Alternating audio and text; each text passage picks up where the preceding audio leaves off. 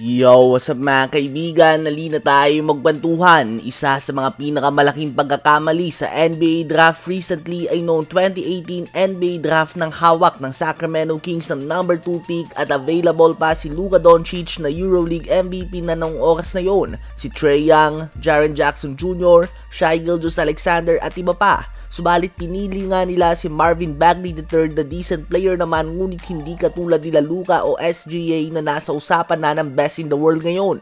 Paliwanag ng dating GM ng Sacramento Kings at former NBA All-Star Vlade Divac, ang dahilan kung bakit hindi niya kinuha si Luka Doncic ay dahil meron na nga daw silang De'Aaron Fox na sa palagay niya ay magkakaroon ng mas magandang career kaysa kay Luka. Trinaf niya nga daw ito the season before, kaya naman kinuha nila si Bagley na mas magandang fit kay Fox. Pareho nga daw kailangan ni Fox at Luka ang bola, at kung kukunin niya nga daw si Luka ay kakailanganin niya na i-trade si De'Aaron Fox. Well, kapag tiningnan mo, pinakinggan mo ito, it kinda makes sense. Ganun pa man ay hindi ito nagme-make sense kapag inisip mo ng 2 taon lang matapos ito ay kinuha nila si Tyrese Haliburton na obviously ay isang pure point guard. Subalit sa ganitong draft nga, lalo na tuwing nasa top 3 ka, kadalasan ay kukunin mo ang best player available despite the fit.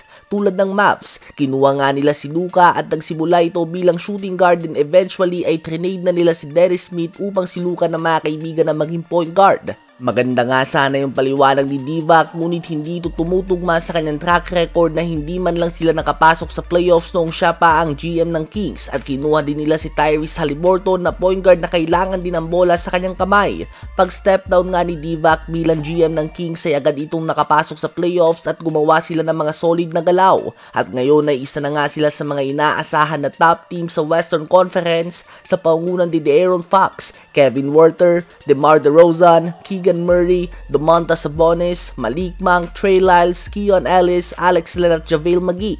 Ano ba masasabi nyo tungkol dito? Habang si Shaquille O'Neal naman mga kaibigan ay patuloy sa pag-criticize sa kapwa niya LSU alumni Ben Simmons. Ayon sa kinikilala na most dominant player of all time ay sensitive nga daw ang former number 1 pick. Na-expose nga daw ito at takot ng tumira. Naniwala nga daw siya sa back injury nito sa unang taon, ngunit 3 taon na nga daw mga kaibigan. Nakita niya nga daw noong bumalik si Simmons sa takot ito sa mga sasabihin ng mga tao sa kanya. Alam nga daw ng lahat ng atleta na ang back injury ay ang isang injury na hindi na-check ng matino ng mga doktor. 2024 na nga daw, advanced na ang technology at ang mga gamot. Madami ng mga studies at injection o mga pain reliever na pwedeng gamitin. Kaya naman hindi daw siya naniniwala sa injury ni Ben Simmons, bagkus takot lang nga daw ito sa sasabihin ng mga tao kapag pumalpak siya.